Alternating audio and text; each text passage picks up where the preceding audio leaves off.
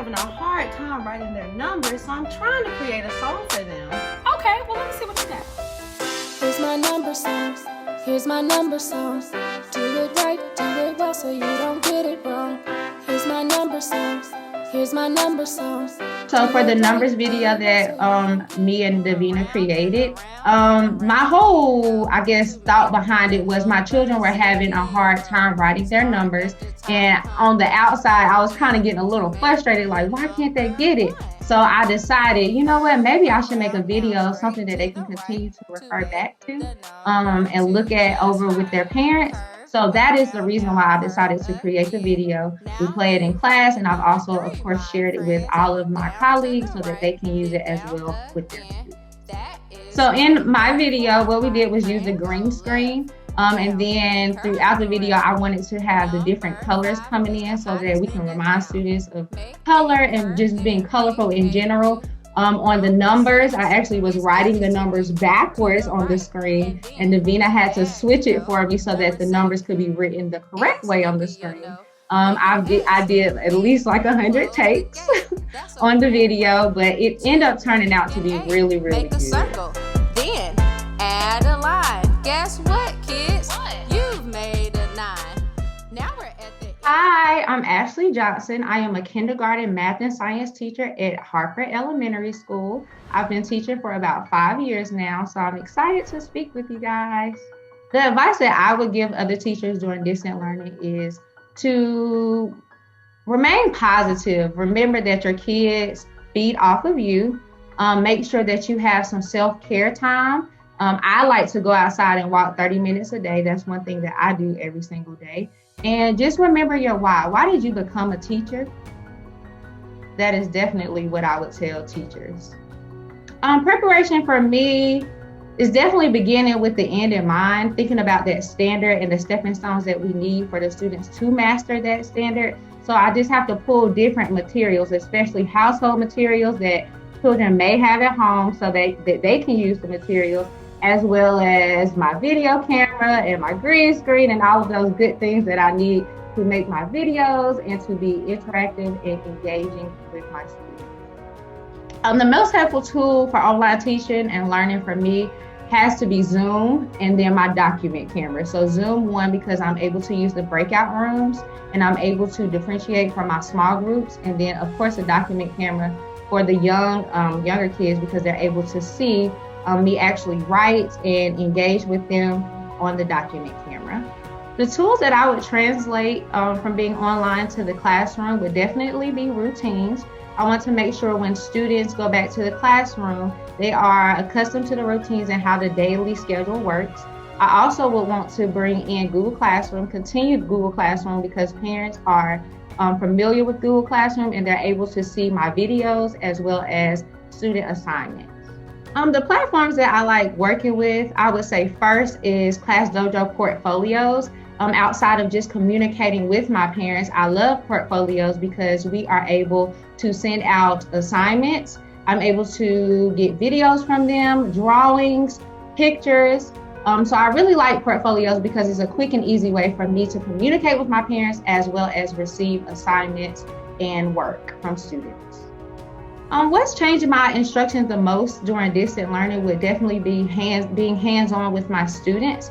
That has been very hard for me because I am a very hands-on teacher. Another thing I would say is trying to find household items for them to use as manipulatives. Since we don't have all of those materials we would have in a school building, it's just been a little difficult trying to find those things within their home. The most important component I would say would be creativity and engagement. For me, it's important that my students come to class every single day excited and ready to come to virtual school. I also think it's very important for me to create assignments where I am hitting different learning styles. I want to make sure that my kinesthetic learners are learning through touch. I want to make sure that my auditory learners are learning through videos and things that they can hear, as well as my visual learners. Example I would use to get students engaged, what I love using is Play-Doh. We use Play-Doh, especially for my kinesthetic learners and for fine motor skills, to write or to build out our numbers down, then curve around. Number 5 is the hottest thing in town. I hear somebody singing. Thank you for your help. All right, do everybody see Miss Johnson's 5? Make sure your 5 has a nice curve in it. There it is.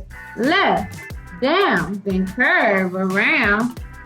Number 5 is the hottest thing in town. Some things that I do to create a positive learning environment is just being engaged with them. I make sure that I am doing the actual videos with them as well. They're seeing me up, they're seeing me move. I'm running through my house to find things when we do like sorting activities or counting activities. I'm finding those things in my own house and bringing it back to the camera. So just making sure that I'm really participating with them and in hopes that they are participating and they're very excited to see their teacher doing it as well. Instead of just sitting here at the camera all day, I want to move and have fun with them too. Yes, TAP was an awesome experience. No, I did not go to school to be a teacher, but after working with children for numerous years, I realized that that was my calling. So once I got into TAP, I started out with Daddy Hart. And then after that, Mr. Noel Hart came in, and he was my TAP advisor for about 1.5 years. He has been very helpful to me. He continues to still support me to this day. So I'm very thankful for him and all that he's helped me with in becoming a teacher. I'm honestly ready for the children to come back. I miss being hands-on with them and just, playing and having that fun time with my children. I do honestly miss that a lot.